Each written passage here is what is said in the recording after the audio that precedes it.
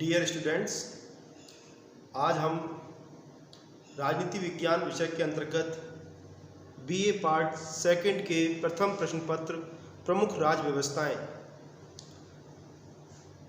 Paper में Britain का संविधान का अध्ययन कर रहे हैं। और ब्रिटेन के संविधान के अंतर्गत एक बड़ा ही महत्वपूर्ण टॉपिक है ब्रिटेन में प्रधानमंत्री का पद, प्राइम मिनिस्टर ब्रिटेन में क्यों महत्वपूर्ण है, किस प्रकार नियुक्ति होती है, किस प्रकार क्या इसकी शक्तियां हैं, क्या इसकी भूमिका है, आदि बिंदुओं के ऊपर आज हम चर्चा करने जा रहे हैं। राजकीय कन्या महाविद्यालय करौली का ये यूट्यूब चैनल जो है, इस पर विभिन्न विषयों के प्राध्यापकों द्वारा ये लेक्चर अपलोड किए जा रहे हैं।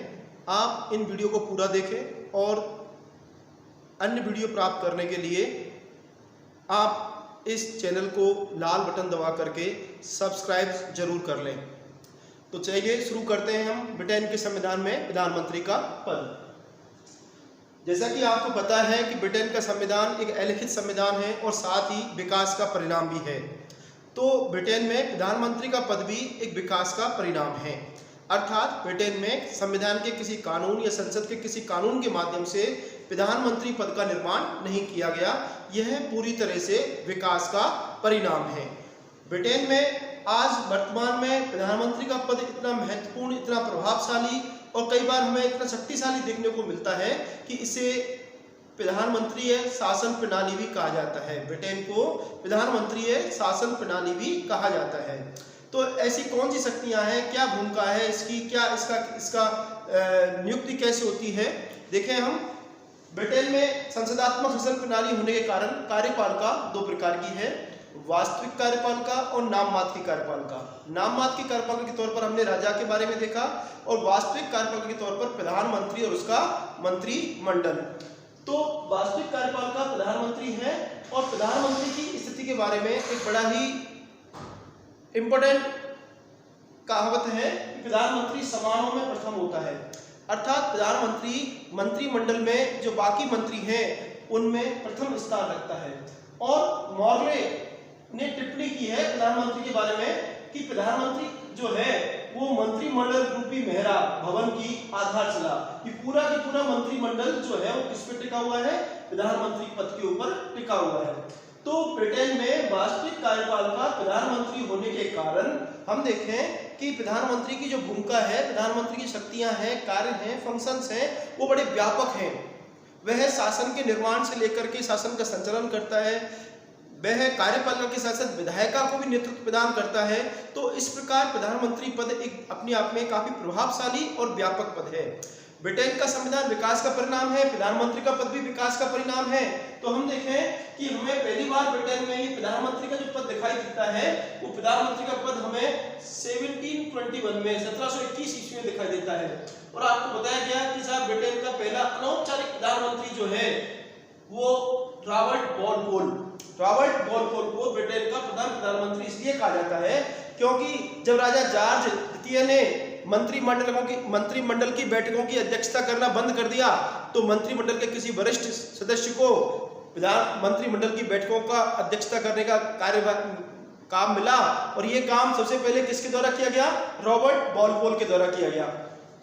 तो इस कारण रॉबर्ट वॉलपोल को ब्रिटेन का प्रथम अनौपचारिक प्रधानमंत्री कहा जाता है।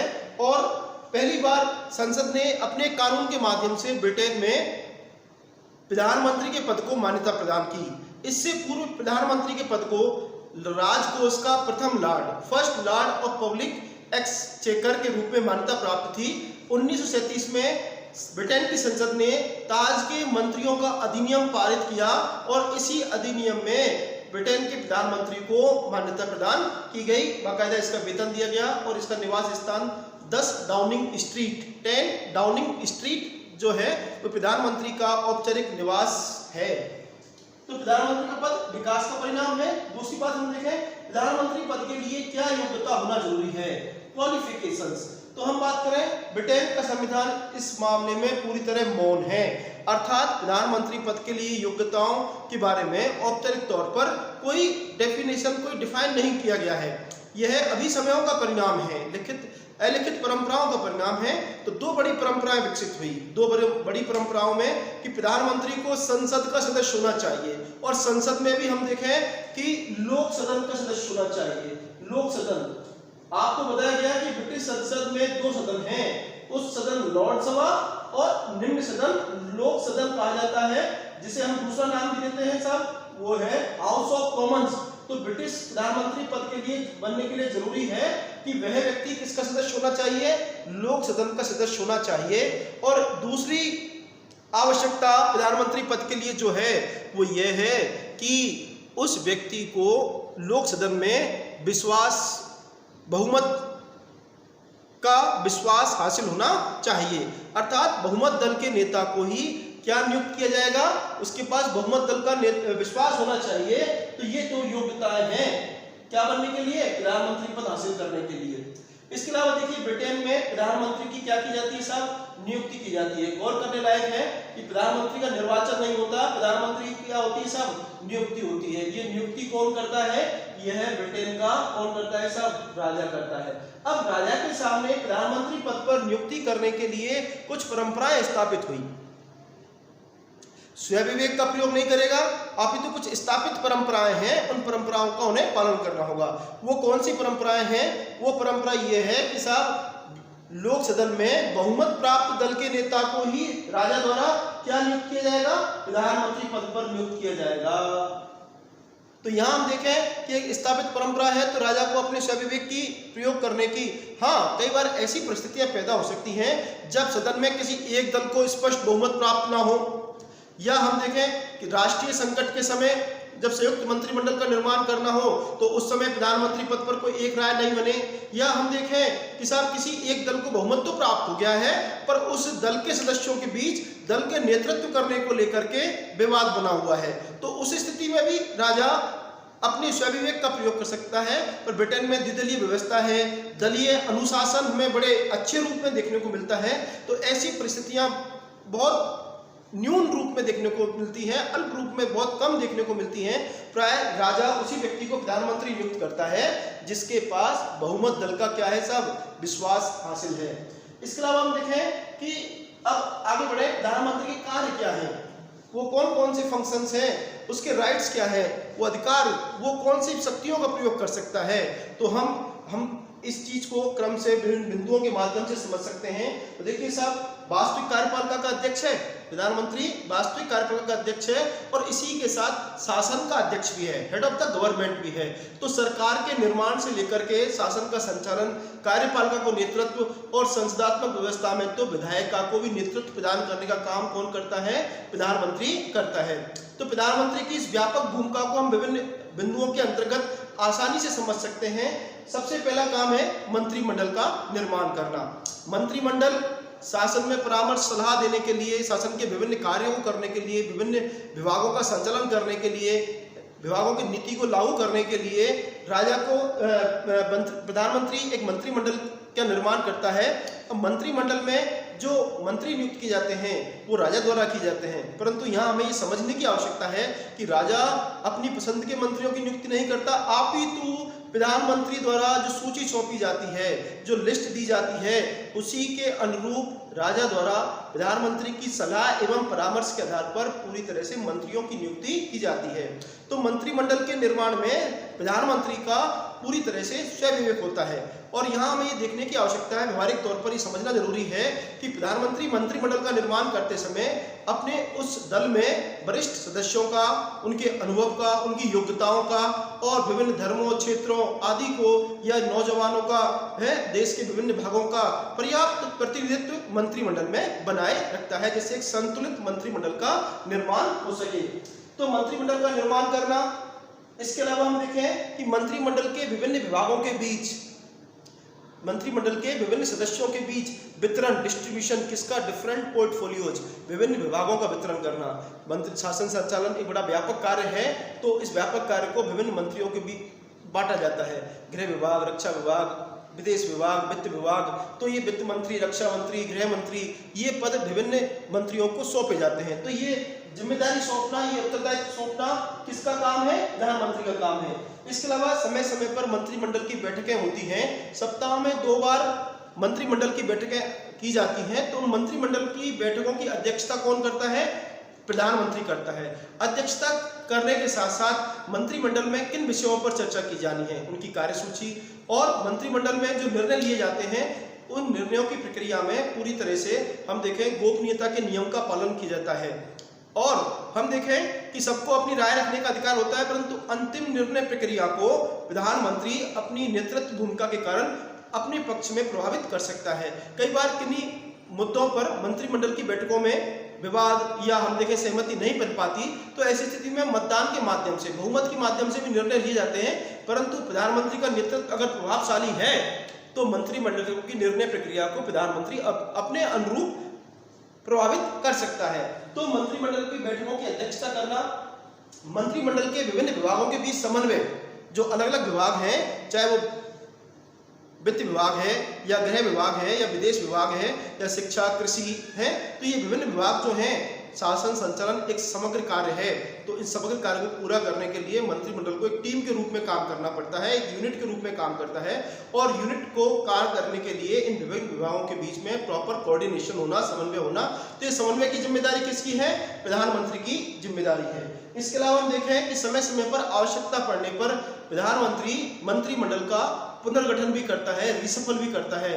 अगर कोई मंत्री अपने दायित्वों का निर्वहन पूरी प्रॉपर तरीके से नहीं कर पा रहे हैं, उचित प्रकार से नहीं कर पा रहे हैं, या उनके ऊपर किसी प्रकार के आरोप लगते हैं या दुराचरण करते हैं, तो ऐसे मंत्रियों को मंत्रिमंडल से प्राय बाहर निकाल दिया जाता है, पदमुक्त कर दिया जाता है और दूसरे लोगों को मौका दिया जाता है। तो कभी इस प्रकार किस विभाग, किस मंत्री को किस पद पर रखना है, कौन सा विभाग देना है, कब हटाना है, ये पूरी तरह से प्रधानमंत्री का स्वविवेकीय अधिकार माना जाता है। और आवश्यकता पड़ने पर नए सदस्यों को मंत्रिमंडल में समय समय पर शामिल किया जाता है। तो ये मंत्रिमंडल रूपी टीम का जो कैप्टन है, कप्तान है, वो कप्तान किसे माना जाता है? प्रधानमंत्री को माना जाता है। तो इस प्रकार हम देखें कि कार्यपालिका का नियंत्रण, कार्यपालिका का नेतृत्व कौन कर रहा है? प्रधानमंत्री कर रहा है। तो यहाँ मंत्रिमंडल के ऊपर नेतृत्व है, नियंत्रण है, उसका संचालन है, उसको निर्देशन है।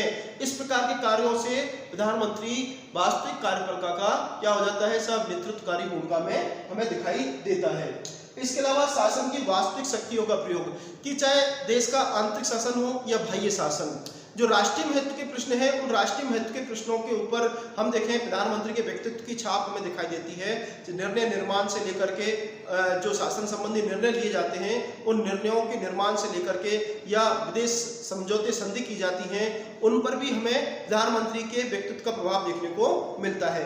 तो शासन का संचालन की, शासन की वास्तविक शक्तियों का प्रयोग, वास्तविक शक्तियों का प्रयोग कौन, किसके माध्यम से कौन करता है? सब प्रधानमंत्री करता है। किस प्रकार करता है कि सदन में हम देख रहे हैं कि जो विभिन्न विषय रखे जाते हैं, उन विभिन्न विषयों को संसद को जानकारी देना, विभिन्न सरकारी विधेयक जो रखे जाते हैं, उन सरकारी विधेयकों के बारे में सबसे पहले जानकारी सदन को किसके द्वारा दी जाती है? हम देखें कि प्रधानमंत्री के द्वारा दी जाती है। चाहे वित्त मंत्री बजट का निर्माण करता है, बजट पेश करता है, परंतु बजट का निर्माण या बजट पेश करने से पहले प्रधानमंत्री को इन सारे बारों में जानकारी दी जाती है और प्रधानमंत्री ही तय करता है कि बजट किस दिशा में, किस उद्देश्य के लिए, किस प्रकार का होगा। इसके अलावा हम देखें कि जो चाहे वो सदन को आमंत्रित करना हो या हम देखें कि सदन का संचालन हो, प्रधानमंत्री लोक सदन के अध्यक्ष और विपक्ष के नेता के साथ मिलकर के सदन के कार्य संचालन का निर्धारण करता है।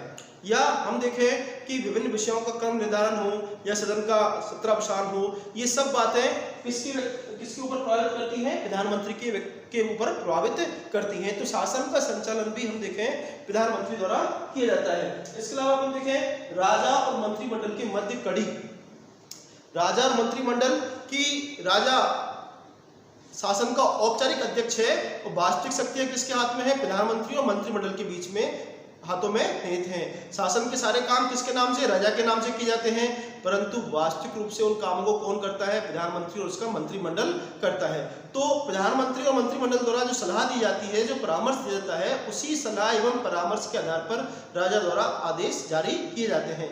तो मंत्रिमंडल द्वारा क्या निर्णय लिए गए, किन विषयों पर क्या चर्चा की गई, उनकी समय समय पर जानकारी राजा को किसके द्वारा, प्रधानमंत्री द्वारा प्रदान की जाती है। और राजा की जो कई बार राजा को मार्गदर्शन या राजा को जो मार्गदर्शन की जो बातें हैं उनको मंत्रिमंडल के से परिचित कराना, तो इन दोनों के बीच में एक कड़ी का काम, एक पुल का काम कौन करता है, प्रधानमंत्री करता है। इसके अलावा लोक सदन का नेतृत्व, लोक सदन का नेतृत्व संसदात्मक शासन प्रणाली है। संसदात्मक शासन प्रणाली होने के कारण कार्यपालिका और व्यवस्थापिका में हमें घनिष्ठ संबंध देखने को मिलता है। तो लोक सदन हाउस ऑफ कॉमन्स का सदस्य होता है प्रधानमंत्री, उसकी बैठकों में भाग लेता है। जब सरकार की आलोचना होती है, मंत्रिमंडल की आलोचना होती है, तो उस स्थिति में प्रधानमंत्री सरकार को बचाने का महत्वपूर्ण काम करता है। लोक सदन में कौन से सरकारी विधेयक कब लाए जाएंगे, किस रूप में वो पेश किए जाएंगे, उनके रूप में सबसे पहला आधिकारिक व्यक्तित्व, चाहे वो राष्ट्रीय संकट हो, तो ऐसी स्थिति में प्रधानमंत्री सदन को उन चीज़ों से परिचित कराता है। इसके अलावा हम देखें कि लोक सदन कब सदन की कार्रवाई शुरू होगी, कब सत्रावसान होगा, ये सब तय कौन करता है, प्रधानमंत्री तय करता है। अगर लोक सदन प्रधानमंत्री की भावना के अनुरूप अपना काम नहीं करे तो ऐसी स्थिति में अंतिम विकल्प के तौर पर प्रधानमंत्री राजा को परामर्श दे सकता है कि लोक सदन को समय से पहले भंग किया जाकर नए आम चुनाव करा लिए जाए। तो राजा ऐसा परामर्श के आधार पर लोक सदन को समय से पहले भंग कर सकता है। तो यहाँ हम देख रहे हैं कि विधायिका को भी नेतृत्व प्रदान करने का काम कौन कर रहा है। अब प्रधानमंत्री ऐसा क्यों कर पाता है, प्रधानमंत्री दलीय अनुशासन के आधार पर, क्योंकि जिस दल का बहुमत होता है उस दल का नेता होता है। तो उस दल का नेता होने के कारण, दलीय अनुशासन की परंपरा होने के कारण, विहिप की व्यवस्था होने के कारण हम देखें कि जिस विधेयक को जिस रूप में पारित कराना आवश्यक समझता है प्रधानमंत्री, उस तरह से पारित करा लेता है। जिस तरह से सदन को चलाना आवश्यक समझता है उस तरह से सदन को चला लेता है। तो यहाँ हम देख रहे हैं कि जो विभिन्न आलोचनाएं या विभिन्न, तो सदन का जब तक उसे विश्वास मत हासिल है, उस सदन का नेतृत्व बड़ी आसानी से प्रधानमंत्री द्वारा कर लिया जाता है। इसके अलावा हम देखें कि शासन का संचालन करने के लिए विभिन्न प्रकार की नियुक्तियां, चाहे लोक सेवकों की नियुक्तियां हैं बड़े पदों पर, या राजनयिकों की, उच्चायुक्तों की नियुक्तियां हैं, या हम देखें कि मंत्रिमंडल के सदस्यों की नियुक्तियां हैं, सेना अध्यक्षों की नियुक्तियां हैं, न्यायाधीशों की नियुक्तियां हैं, बड़े आयोगों, बड़े बोर्डों की नियुक्तियां हैं। तो वास्तविक रूप में ये सारी नियुक्तियां जो हैं वो प्रधानमंत्री के द्वारा की जाती हैं और प्रधानमंत्री सलाह देता है किसको, राजा को। राजा उन्हीं नियुक्तियों को करता है। तो प्रधानमंत्री की सलाह के आधार पर राजा द्वारा ये नियुक्तियां की जाती हैं। उपाधि हम देख रहे हैं कि ब्रिटेन में विभिन्न प्रकार की उपाधियां, टाइटल्स दिए जाते हैं, जैसे पियर की उपाधि है, नाइट की उपाधि है। तो ये पियर और नाइट की उपाधि जो है सरकार द्वारा राजा को जो परामर्श दिया जाता है उसके आधार पर ही ये उपाधियां प्रदान की जाती हैं।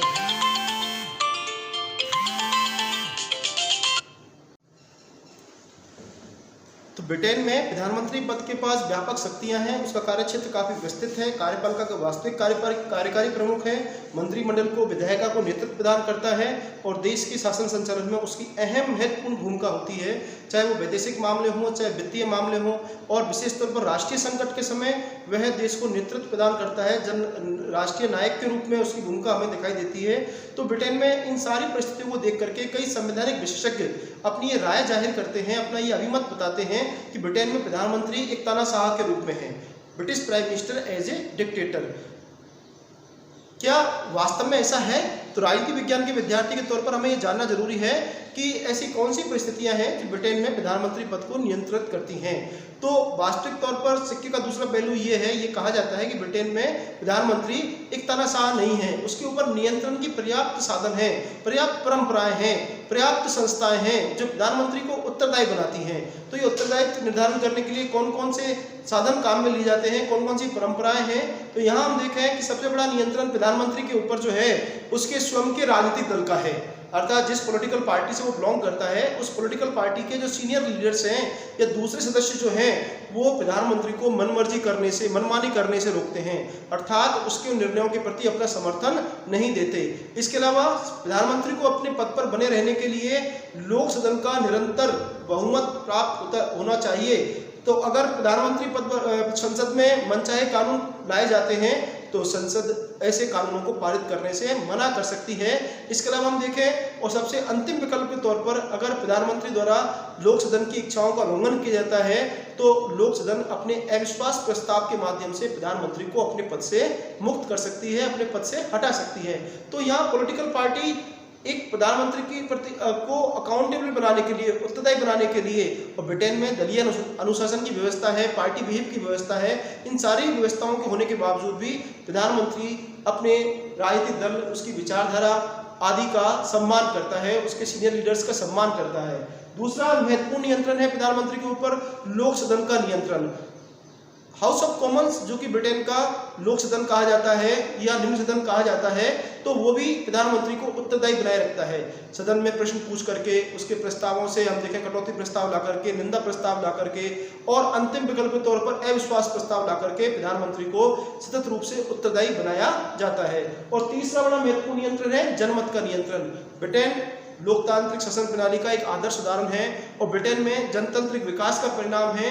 और इस जनतंत्र के विकास में हम देखें ब्रिटिश नागरिकों की राजनीतिक चेतना या उनकी राजनीतिक प्रबुद्धता, तो यह ब्रिटेन में लोकतांत्रिक शासन प्रणाली के संचालन में, चाहे ब्रिटेन में संविधान लिखित तौर पर नहीं है, पर राजनीतिक चेतना ब्रिटिश नागरिकों में इतनी प्रबल है कि वे अपनी संस्थाओं, परंपराओं का बखूबी से पालन करते हैं। और जो सरकार इनका उल्लंघन करती है, प्रधानमंत्री जो इनका उल्लंघन करता है, उन्हें अगले चुनावों में जनता द्वारा पद से हटा दिया जाता है, अर्थात नई सरकार स्थापित कर दी जाती है। तो इन सब बातों के मद्देनजर हम देखते हैं कि ब्रिटेन का प्रधानमंत्री चाह कर भी क्या नहीं बन सकता, तानाशाह नहीं बन सकता। ये सारी विशेषताएं ब्रिटेन के प्रधानमंत्री को सतत रूप से उत्तरदायी बनाती हैं। किसके प्रति? लोक सदन के प्रति, और भी देखें हम जनता के प्रति। तो व्यवहारिक तौर पर ब्रिटेन एक दुनिया की आदर्श लोकतंत्रात्मक संसदात्मक शासन प्रणाली का उदाहरण है और जिसकी प्रमुख विशेषता होती है उत्तरदायित्व। तो ब्रिटिश प्रधानमंत्री भी एक उत्तरदायी शासन अध्यक्ष है। ब्रिटेन के प्रधानमंत्री की वास्तविक स्थिति क्या है? वह तानाशाह भी नहीं है, और जब इतनी शक्तियां वो प्रयोग करता है, और कई बार हम कह रहे हैं कि साहब ब्रिटेन की शासन प्रणाली को हम शुरू में राजतंत्रात्मक थी, बाद में व्यवस्था संसद के हाथों में आ गई, संसदीय सर्वोच्चता स्थापित हो गई। फिर हम देख रहे हैं कि साहब संसद को भी मंत्रिमंडल नेतृत्व करता है, और मंत्रिमंडल को भी कौन नेतृत्व कर रहा है? प्रधानमंत्री नेतृत्व कर रहा है। तो कई लोग कहते हैं कि साहब प्रधानमंत्री शासन प्रणाली है, तो प्रधानमंत्री शासन प्रणाली है, तो इसके साथ हमें समझना जरूरी है कि वास्तविक स्थिति क्या है। तो देखिए साहब, ब्रिटेन में शासन की वास्तविक स्थिति को समझने के लिए प्रधानमंत्री का पद जो है वह परिस्थिति सापेक्ष है, अर्थात उसके व्यक्तित्व को या उसके स्थिति को, उसकी शक्तियों को कई अन्य तत्व प्रभावित करते हैं। What are these elements that decide the position of prime minister in a practical manner. तो हम देखें कि साहब दल पद्धति जो है, दल संबंधी तत्व जो है कि प्रधानमंत्री की अपनी पॉलिटिकल पार्टी में पोजीशन क्या है, वह अपनी पॉलिटिकल पार्टी में राजनीतिक सूझबूझ के साथ कितना नियंत्रण स्थापित कर पाता है, उस अपने पॉलिटिकल पार्टी को कितना नेतृत्व प्रदान कर पाता है, पॉलिटिकल पार्टी के विभिन्न लीडर्स के बीच में, विभिन्न धड़ों के बीच में किस प्रकार सहमति या समन्वय बना पाता है और किस प्रकार अपने विरोधियों को शांत कर पाता है, यह उसकी क्षमता के ऊपर निर्भर करता है, उसके राजनीतिक कौशल के ऊपर निर्भर करता है, उसकी सूझबूझ के ऊपर निर्भर करता है।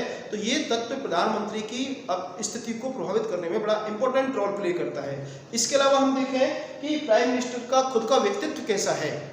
व्यक्तित्व हम देखें ब्रिटिश के राजनीतिक इतिहास में कुछ ऐसे महान प्रधानमंत्री हुए, चाहे हम उनमें ग्लैडस्टोन का नाम ले सकते हैं, सर रॉबर्ट पील का नाम ले सकते हैं, या उसमें विंस्टन चर्चिल का नाम ले सकते हैं, या मार्गरेट थैचर का नाम ले सकते हैं। ये ऐसे प्रधानमंत्री रहे जो अपने व्यक्तित्व की वजह से ब्रिटिश को, राष्ट्र को नेतृत्व प्रदान किया राष्ट्र नायक के रूप में। तो ब्रिटिश प्रधानमंत्री अगर धैर्यवान है, अगर हम देखें कि उच्च चारित्रिक गुणों वाला है, या हम देखें राजनीतिक सूझबूझ उसमें है, या उसका संप्रेषण भाषण शैली बहुत अच्छी है, वह लोगों से अपनी बात कम्युनिकेट करने में बड़ा अच्छा तरीके से काम लेता है और सदन को या मंत्रिमंडल को अपने विश्वास में निरंतर बनाए रखता है, दल में उसकी स्थिति मजबूत है, तो ये सब गुण अगर उसके व्यक्तित्व में मौजूद हैं तो निश्चित रूप से उसकी जो स्थिति है वो बड़ी प्रभावशाली होगी।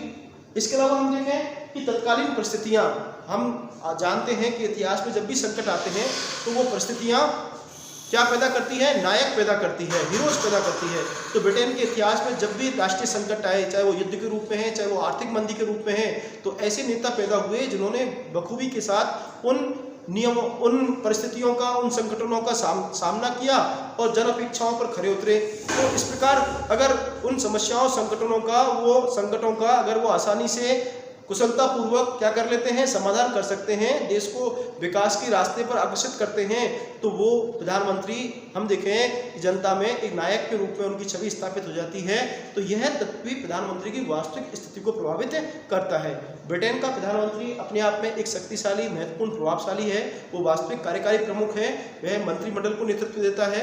ये सब बातें ब्रिटेन के प्रधानमंत्री को बारे में हमें जानना जरूरी है और यह बड़े महत्वपूर्ण इंपॉर्टेंट चैप्टर है। इसको आप एग्जाम की दृष्टि से तैयार करें और हमारा यूट्यूब चैनल जो है कॉलेज का, उसको अधिक मात्रा में सब्सक्राइब करने के साथ साथ दूसरे विद्यार्थियों के साथ शेयर भी करें। धन्यवाद। 10 मिनट